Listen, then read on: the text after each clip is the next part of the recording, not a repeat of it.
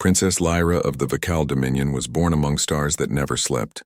Her people ruled many worlds, their ships spreading across galaxies like silver storms. The Vakal were proud, logical, and cold. They valued power and knowledge, but never emotion. Feelings were seen as distractions, things that clouded reason. But Lyra was different. Even as a child, she had questions that no one wanted to answer. When her tutors spoke of conquered planets, she didn't ask how many resources they gained. She asked how many lives were lost. When the scholars described alien species, she didn't ask about their defenses. She asked what they dreamed about.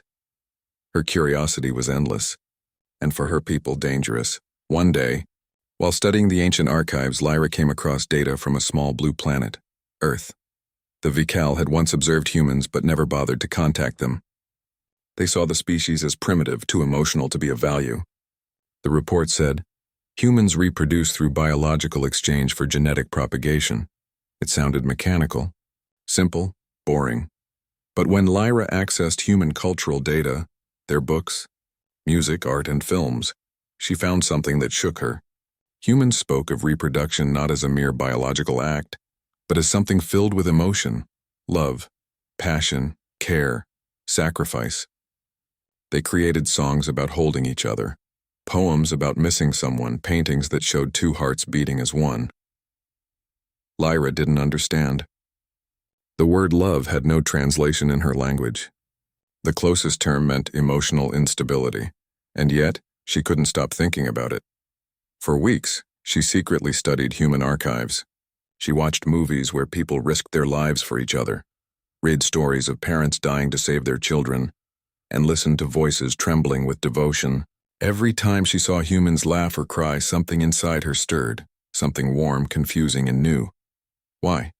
She whispered to herself one night. Why do they feel so deeply for each other? What is this love? Her curiosity grew until she could no longer sleep. She asked the royal scientists for more information, but they dismissed her questions. Princess, said the high scholar, the humans are emotional creatures. Their attachments make them weak. They cling to each other because they lack strength. Lyra looked at the hologram of a human family, a mother holding her child, eyes full of tenderness. They do not look weak, she said softly. The scholar frowned. Compassion clouds judgment. Remember your duty. But Lyra could not forget the faces she saw, the smiles, the tears, the way humans touched each other's hands. It was something her people had lost long ago. That night, standing by the crystal window of her chamber, she looked out at the endless sea of stars. Each one was a world her empire had conquered, but suddenly they all felt cold and empty.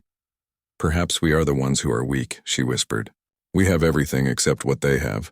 Her heart beat faster as she made her decision.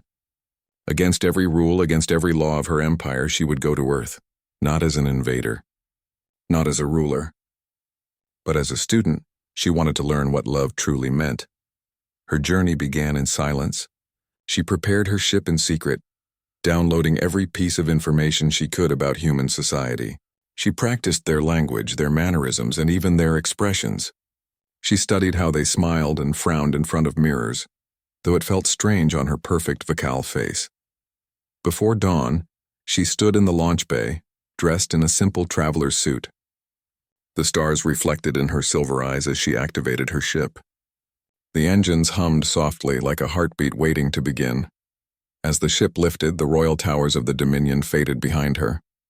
She knew she might never return, but Lyra felt no fear, only an emotion she could not yet name. Maybe it was hope. When her ship crossed the dark edges of space and the blue light of Earth appeared in the distance, she felt her pulse quicken.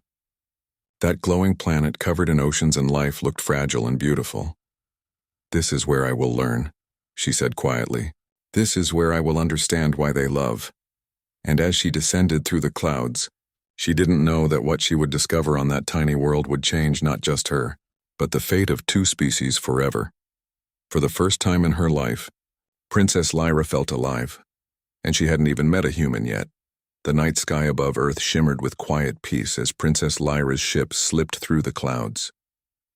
To her eyes, the world looked like a jewel. Blue oceans, green lands, golden lights glowing softly beneath the darkness. She had visited dozens of planets, but none had this strange warmth. Her ship landed silently in a remote valley surrounded by tall trees and morning mist. When she stepped outside, she felt the soft touch of Earth's air for the first time. It was cool and smelled of rain and soil. Life. Lyra looked down at her own hands. They trembled slightly, though she didn't know why. Her heart felt lighter and heavier at the same time. Maybe this was what humans called nervousness. Her technology allowed her to blend in. The ship's system changed her features just enough to look human. Her silver hair turned pale blonde and the soft glow of her eyes faded into a calm gray. She dressed simply, jeans, a white shirt, and a long coat she had designed after watching human fashion videos. She looked like any other traveler, yet her soul carried a secret no one on Earth could imagine. She began walking toward a nearby town. It was small, quiet, surrounded by green hills and flowers. People smiled as they passed her, some greeting her politely. She was surprised by that. Strangers speaking kindly for no reason. On her homeworld, no one spoke unless necessary. She found shelter in a small inn and registered herself as Lyra Vale, a researcher from a distant country. Her cover story was simple. She was here to study human biology. That much at least was true. Days passed as she explored libraries, museums, and local universities. She read everything she could about human anatomy, evolution, and reproduction, but something felt missing. The scientific words were empty. They explained how humans created life, but not why.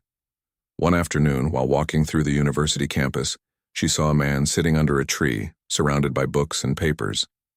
He looked tired but focused, his glasses slipping down his nose as he scribbled notes. She felt drawn to him, something about his calm face and soft eyes. She approached quietly. "Excuse me," she said in careful English. "Are you a scientist?" The man looked up, surprised. I suppose so," he said with a shy smile. "I teach biology here. My name's Eli." Lyra tilted her head. "I am Lyra. I wish to study with you." He blinked. "Study with me? I'm just a lecturer, not a big scientist. I want to learn about human life," she said simply. "Especially how you create it." Eli chuckled, a little embarrassed. "You mean reproduction? That's quite a topic for a first meeting." Lyra nodded seriously. "It is important. I want to understand it completely."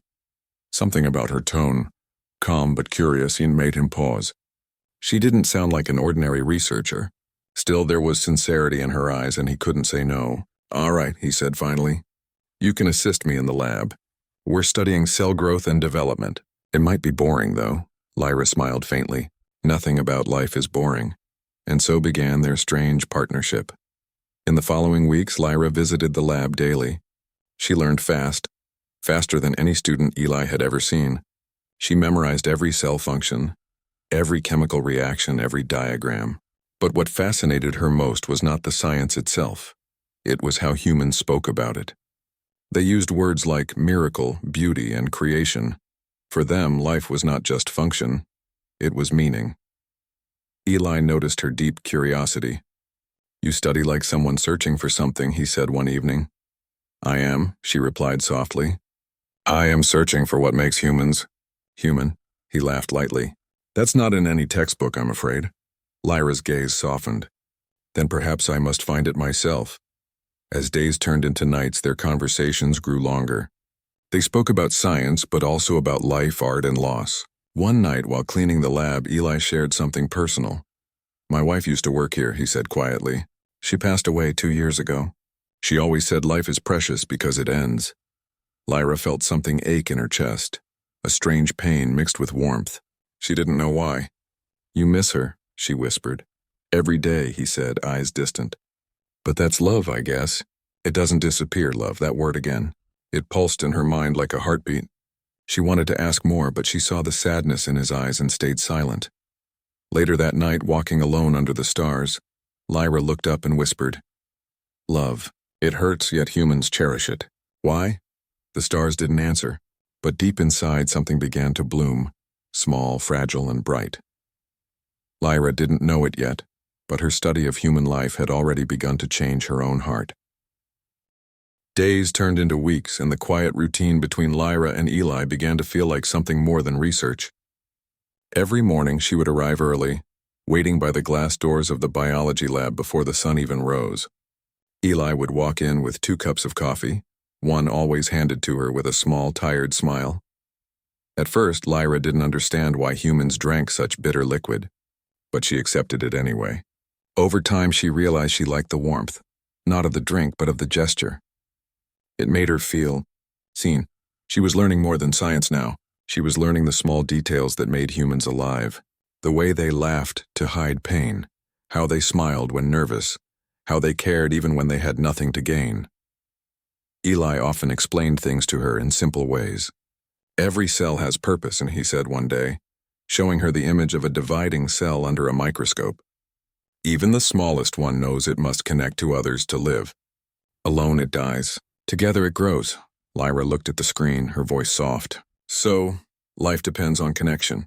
Exactly, Eli said. That's how everything survives, and even us. The words stayed in her heart. Connection. It sounded almost like love, but still different. She wondered if maybe they were part of the same truth. That evening, Lyra joined Eli at the park after work. He liked to walk there to clear his mind. The air was cool, the trees whispering in the wind, and the last light of sunset painted the sky gold. She watched a group of children playing with their parents nearby, laughter echoing through the soft dusk. They create life, she said quietly, and they protect it with all their strength. It is beautiful, Eli smiled gently. Yeah, that's what we do. Even when it hurts, even when it's hard, we keep loving. Lyra turned to look at him. But why choose pain? Because love makes pain worth it, he said, his eyes on the sunset. It gives life meaning. She didn't reply, but inside something stirred. Her heart beat faster whenever he spoke like that, calm, honest, and full of warmth. She had never met anyone like him. No one in her world spoke about emotions as if they were sacred. Later that night, in her small rented room, Lyra sat in front of her mirror. Her reflection looked human, but her eyes, those silver-gray eyes, glowed faintly as her thoughts deepened. I came to study how humans create life, she whispered to herself. But what I am learning is how they live it. She remembered how Eli's voice softened when he spoke about his late wife, how his smile carried both sadness and strength. She wanted to understand that, how humans could love someone even after they were gone. In her dreams that night, Lyra saw strange things. She stood on a beach, waves touching her feet, and Eli was beside her. He reached for her hand, and when their fingers touched, warmth spread through her chest. She had never dreamed before. Vical minds did not produce illusions during rest, but this felt real. Too real. She woke with tears on her cheeks, and her first tears. They sparkled faintly under the moonlight. What is happening to me? She whispered. Is this what love feels like? The next morning, she arrived late to the lab. Eli noticed her red eyes. Rough night? He asked. She hesitated, unsure how to explain emotions to someone who thought she was human. I had a dream, she said finally. It made my heart ache. He smiled kindly. That's normal. Dreams show what we really feel. Her eyes widened slightly. Then I am feeling something real? Of course, Eli said. That's the best part of being human. Lyra didn't answer. She simply watched him, the way his hands moved, the quiet strength in his eyes. Every word he spoke seemed to settle somewhere deep in her chest. That evening, when she left the lab, she noticed the world felt different. The colors seemed brighter, the wind softer, the sounds more alive. Humans called this feeling happiness, she remembered. It was warm, and it scared her. For the first time, Princess Lyra, the cold student of logic, was experiencing something she could not measure or record. She was changing, her heart learning a language her people had long forgotten. And though she didn't know it yet, this change would not only test her heart but also put both her world and Earth in danger. For once you learn to feel, you can never go back to being empty. The night was calm. The world around the small town slept under a silver moon. Inside her quiet room, Lyra sat by the window, her eyes fixed on the stars above. To others, they were just distant lights, but to her they were home, cold, proud, and watching. She had almost begun to forget the sound of her people's voice, the weight of royal duty, the endless command to obey. But that night, as she prepared her notes about human bonding and emotional chemistry, a soft blue light flickered in the corner of her room. Her communicator, the one she had hidden beneath her belongings, a direct link to the Vical Empire. Her heart froze. The light pulsed faster, and then with a low hum the hologram appeared, tall, sharp, and cold. It was General Kator, commander of the royal fleet and her father's most loyal servant. His face was carved from steel, eyes glowing with authority. "Princess Lyra," his voice echoed. "You have been silent for too long." Lyra stood slowly, her fingers trembling. "General, I am conducting research." "Your mission was approved for 3 lunar cycles," Kator said sternly. "It has been 6, explain." Lyra swallowed hard. "I needed more time. Humans are complex. Their methods of reproduction are tied to emotion." "I believe emotion?"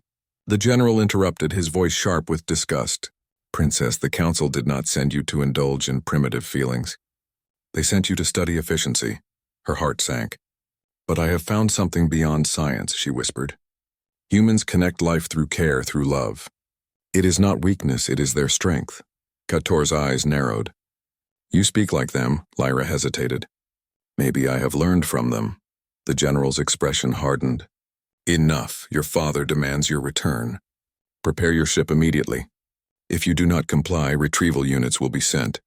Before she could respond, the hologram vanished, leaving the room cold and silent. Lyra sat down slowly. Her body felt heavy, her heart heavier. For the first time since she arrived on Earth, she felt truly afraid. They had found her, and if they came for her, they might find Eli too. The next morning, she went to the lab as usual, trying to appear calm.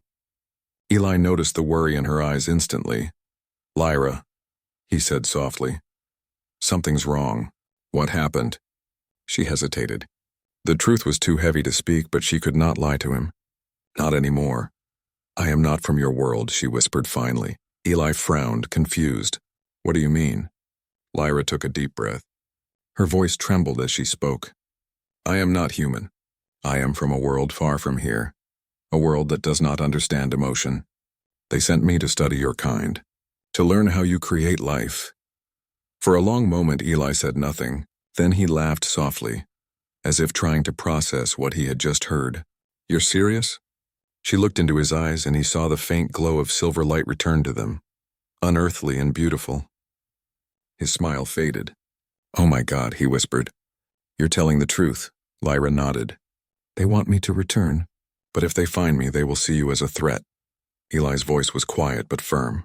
"Then we'll make them see you're not their enemy." Lyra shook her head, tears shining in her eyes. "You don't understand. To them, compassion is weakness. If they know I've changed, they will destroy everything that touched me, including you." Silence filled the room. Outside, the wind whispered against the windows. Eli reached out and took her hand gently. "Then we run," he said. "You said once that connection keeps life alive. Let's prove it." Lyra stared at his hand, warm, human, trembling slightly. She had studied human biology, but no study could explain the way his touch felt. It was life itself, shared between 2 beings from different worlds. She closed her fingers around his, her voice breaking. "You would risk your life for me?" Eli smiled faintly. "I already am." That night they packed quietly. Lyra powered down her ship's cloaking system and began preparing for flight. Above them, in the distance, faint lights glimmered. Not stars, but ships approaching from the sky. Her people were coming. As the first drops of rain began to fall, Lyra looked at Eli. "If they take me, do not follow." He shook his head. "You don't get to decide that for me, Princess." She tried to smile, but tears fell instead. For the first time in her life, she felt the meaning of fear. Not for herself, but for someone she cared about. As thunder rolled in the distance, Lyra whispered into the cold night, "Humans love even when they know they will lose. Now I understand why." The stars above seemed to flicker in answer, not in anger, but as if watching silently, waiting for what she would do next. The night was alive with rain. Heavy drops fell from a dark sky, washing over the hills as if the heavens themselves were crying. Lyra and Eli ran through the forest, their footsteps soft against the wet ground, hearts pounding in rhythm with the storm. Behind them, the sky glowed faintly blue, alien light. The Vikal ships had arrived. Lyra's cloak clung to her body, her hair soaked, her breath coming in short, uneven gasps. She had never felt fear like this. Not on her homeworld, not during training, not ever. Fear for herself meant nothing, but fear for Eli burned inside her chest like fire. "Keep moving," she whispered urgently. "They can track body heat. We must reach the ship before they lock onto us." Eli stumbled slightly, gripping her hand to keep his balance. "You're the alien princess here," he said between breaths, trying to smile. "But I'm the one slowing us down." Even in that moment, Lyra found herself smiling weakly. "You are human," she said softly. "You are not slow. You are brave." They reached a ridge overlooking the hidden valley where Lyra's ship waited, half buried under moss and rock. Lightning flashed across the sky, revealing the sleek silver form of the craft. For a moment, Lyra felt hope. But then she saw the shadows moving in the clouds above, drones, their sensors scanning the ground. "They found us," she whispered. A bright beam cut through the darkness, sweeping across the valley. Eli grabbed her arm. "We can make it." "No." Lyra pulled him behind a fallen tree. "If they see you with me, they'll kill you." Eli looked at her, rain dripping down his face. "You think I'm just going to let you face them alone?" She hesitated. His eyes went full of stubborn courage and met hers, and her heart broke. She had never understood why humans risked everything for love, but now she did. Because when you love someone, their life becomes your own. "All right," she said finally. "Together." They ran again, through mud and wind, lightning flashing like angry eyes in the sky. A drone swooped low, its scanner glowing red. Lyra raised her wrist and fired a pulse from her small blaster. The drone exploded in a burst of blue flame, lighting up the trees around them. Eli flinched, staring. You can fight too?" Lyra's expression was fierce. "I can learn many human things," she said, "but fear is not one of them." They reached the ship just as another explosion shook the ground. Lyra pressed her palm against the hull, activating the hidden entrance. The door slid open and warm light spilled out. "Hurry," she shouted. Eli jumped inside first, then helped her in. The moment the door closed, Lyra rushed to the control panel. "I need to disable their tracking signal," she muttered. "If I launch now, they'll destroy us mid-air." Eli looked around the glowing cabin, eyes wide. "This is incredible. It's beautiful." She turned toward him, her expression softening. "It was built for war," she said. "But tonight it will save what I love." Eli blinked. "What you love?" Lyra paused, her hand still on the controls. She met his gaze. "Yes," she said simply. "You." Before he could speak, a violent tremor shook the ship. The scanners flashed red. Multiple VCAL fighters were descending fast. "Too late," Lyra whispered. "They found us." The hull rattled under enemy fire. Sparks burst from the ceiling, lights flickering. Lyra moved quickly, activating the ship's shield generator. But as she did, a beam struck the side of the craft. The impact threw her off her feet. "Lyra!" Eli shouted, rushing to her side. She winced, pain shooting through her arm. Glowing blue blood seeped from a cut on her shoulder. Eli froze, staring at it, not with fear but worry. "You're bleeding!" She looked up at him weakly. "It does not matter. The hell it doesn't," he said, ripping a piece of his sleeve and pressing it against her wound. "You said your people don't feel pain, but you do, don't you?" Her voice trembled. "Yes, because of you." Eli looked into her eyes. "Then you're more human than you think." The words broke something inside her. For a moment, all the chaos around them faded. She leaned forward, pressing her forehead against his, her voice a whisper. "If I do not survive this, remember me not as a princess, but as someone who finally understood." He shook his head. "No one's dying tonight." Outside, thunder roared as VCAL ships descended closer. Lyra activated the emergency launch. The engines roared and the ship lifted off the ground. Shooting into the storm, through the cockpit window, flashes of blue light followed them. The enemy in pursuit. Lyra gritted her teeth, guiding the ship through the clouds. Eli held onto her arm, his hand never leaving hers. When the first missile grazed their shields, Eli whispered, "We'll make it." Lyra didn't answer. Her eyes were filled with tears, not of fear, but of love. As the ship broke through the clouds and the stars returned above them, she whispered softly, almost to herself, "Even if I fall, at least I learned to feel." The stars looked peaceful from afar, but in that silence of space, death followed close behind. Lyra's ship shook as another blast hit the shields. Warning lights flickered red across the cockpit. The VCAL ships were still chasing them, relentless, cold, and merciless. Eli gripped the console, his knuckles white. "We can't outrun them forever," he shouted. Lyra's face was pale, her wounded shoulder glowing faintly blue through the fabric. "I know," she whispered. Her hands trembled over the controls, but her eyes stayed sharp. "If we reach the asteroid field ahead, I can hide us." "But the engines, they're dying," Eli said, finishing her thought. Lyra nodded weakly. "Yes." The ship shook again, throwing them both against the walls. Sparks burst from the ceiling. Eli moved quickly to help her up, but she winced in pain. Her body was growing weaker. The energy flowing through her veins, once powerful, was dimming. "Lyra," he said softly, "you're hurt worse than you're saying." She gave a small, tired smile. "My body was made for light, not battle." Eli stared at her, this strange, beautiful being who had risked everything for him. She wasn't just an alien anymore. She was someone who chose humanity over her own kind. The ship's alarm wailed again. A sharp mechanical voice announced, "Shield capacity 5%. Lyra's hands shook harder. She looked at the navigation screen, her mind racing. Then suddenly she turned to Eli. "There is one way to save you." Eli frowned. "Save us, you mean?" She shook her head slowly. "No, just you."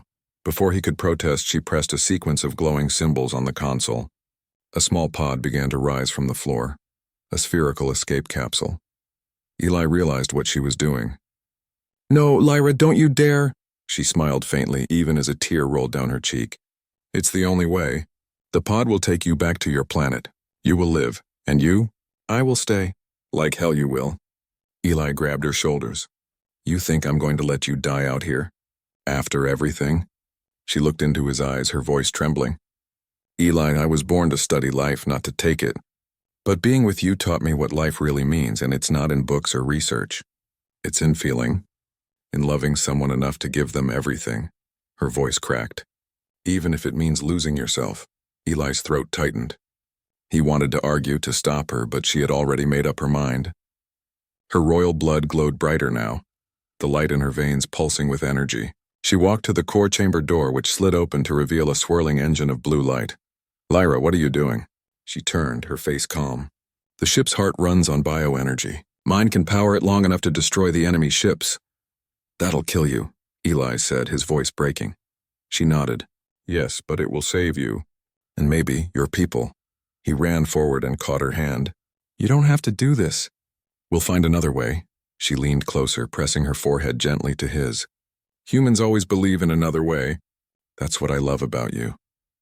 For a moment they stayed like that, two lives from different worlds, hearts beating in the same rhythm. Then Lyra stepped back, her expression soft but firm. "Live, Eli. Tell them that I was real." Before he could stop her, the door closed between them. "Lyra," he shouted, pounding on the glass. Inside the chamber, the energy grew brighter, wrapping around her body like a cocoon of light. Her voice echoed through the intercom, calm and loving. "You gave me a heart, Eli. Now let me use it." And then silence. The next second, the ship erupted with radiant light. A massive wave of energy burst outward, striking the enemy vessels. One by one, the Vikal ships exploded into nothingness, vanishing in a shower of blue stars. Eli shielded his eyes, shouting her name. When the light faded, the core chamber was empty. Only glowing dust remained, floating in the air like fireflies. He fell to his knees, his body shaking. The sound of his breathing echoed through the silent ship. "No, please, no." Outside the window, the stars seemed to mourn too. The escape pod door opened beside him. He didn't want to leave, and every part of him screamed to stay, but he remembered her words. "Live, Eli. Tell them that I was real." He placed his hand on the control panel and whispered, "I'll tell them, Lyra, I swear I will." Then, with a trembling heart, he stepped into the pod. The small capsule detached from the ship and drifted away into the vast, endless sky. Behind him, Lyra's ship glowed one last time, like a star saying goodbye. As the pod entered Earth's atmosphere, Eli pressed his hand against the window. Tears blurred his vision. He could almost hear her voice in the wind. Love is the strongest force in the universe, and for the first time in his life, he believed it completely. The escape pod shuddered as it entered Earth's atmosphere, flames licking its sides. Eli gripped the seat, his heart pounding, mind racing. He had survived, but Lyra, She had not. Every memory of her, every look, every word burned in his chest. When he landed in a quiet forest clearing, the pod hissed open. The night air smelled of pine and rain, and the stars above seemed sharper, closer. He stumbled out, falling to his knees, tears streaming down his face. "Lyra," he whispered, voice breaking. "You're gone." For days Eli wandered the forests, carrying her memory with him. He returned to the university, to the lab where they had first met. Nothing had changed. The microscopes, the books, the faint smell of coffee and paper. But everything felt empty without her. He began writing, slowly at first, then with a furious, desperate energy. He wrote about the way she had studied humans not to conquer them, but to understand them.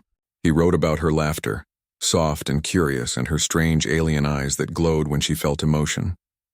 He wrote about the way she had risked everything, her life, her world, for someone she loved. Soon, the research papers took on a new form. No longer just about biology, they were about humanity itself. Love, connection, compassion. Eli added one final chapter, bold and simple. Humans are not weak because they feel. Love is the greatest evolutionary force, the reason we survive and endure. And even a single heart that learns to feel can change the universe. He sent the papers to journals, to universities, to leaders. No one knew exactly what she was, and most dismissed the more extraordinary claims. But slowly, people began to notice something different. Stories of courage, of selfless love, of sacrifice for others. The world changed quietly, subtly, because one alien princess had seen what humans truly were. Years later, Eli visited the valley where he had found the hidden ship. Most of it had been reclaimed by the forest. Moss covered the hull, vines twisted around the metal. Yet in a small clearing, a single flower grew, silver petals that shimmered faintly in the moonlight. It was impossible, unnatural, and yet beautiful. He knelt beside it, brushing a wet leaf away. "Lyra," he whispered, voice trembling. "This is for you. I'll never forget." The wind blew softly, rustling the petals. For a moment it seemed to him as if the stars themselves blinked in acknowledgement. He imagined her smile, soft and knowing, and felt her presence grow, faint, warm, alive. Eli continued his work, teaching students not just science but humanity. He told them about life, about sacrifice, about love that crossed worlds and species. And every year he returned to the silver flower, leaving a small note, a small gift, or simply speaking aloud the words he wished he could say in person. "Thank you for teaching me what it means to live. Lyra, thank you for loving me." Though she was gone, her legacy endured. Humanity had been changed not by conquest or war, but by compassion and courage. And somewhere in the endless sky among the cold stars, Princess Lyra's spirit smiled. She had seen what she wanted to see, learned what she came to learn, and in her sacrifice, had given life and hope to someone who would carry it forward. Eli often thought of her in quiet moments, watching a sunrise, feeling the laughter of children in the park, or holding a hand too small to let go. She was gone, yet her influence was everywhere. Every act of love, every moment of care reminded him of her courage. In time, the people of Earth came to speak of an unknown force, a guiding spirit that inspired them to be better, to care more deeply, to love without fear. They did not know her name, but Eli did, and under a quiet, star-filled sky beside the silver flower, he whispered again, "You were real, Lyra, and you always will be." The wind carried the words across the valley, soft and infinite, and somewhere far beyond the reach of human eyes, the stars shimmered with life, hope, and love, the legacy of a princess who had learned to feel.